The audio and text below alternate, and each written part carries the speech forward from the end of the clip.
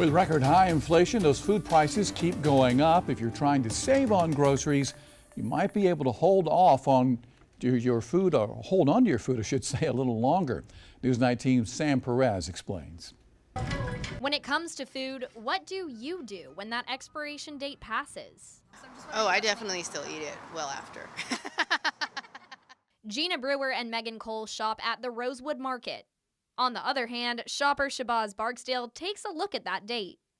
Typically, I feel like they're there for a reason, so I typically try to throw most things away. What's the best option?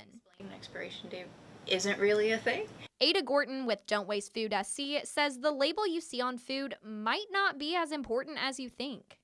The date isn't a magic date for expiration, it's just a suggestion for quality, really. Food costs are rising because of inflation.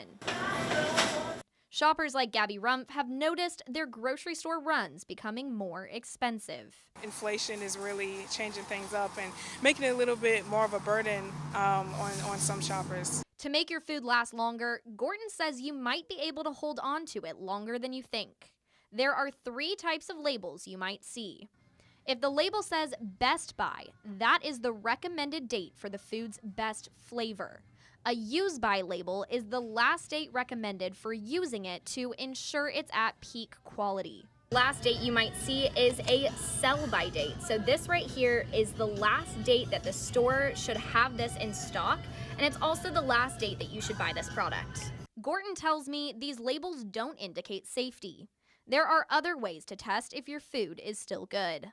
I think the best advice is to keep the date in mind, but it's not a hard and fast rule. Use your smell test, use your nose, use your eyes. You know when something looks funny. Reporting in Columbia, Sam Perez, News 19 WLTX. And Gordon says while this date is a suggestion, it's important to be careful, though, when it comes to raw meat, shellfish, and eggs.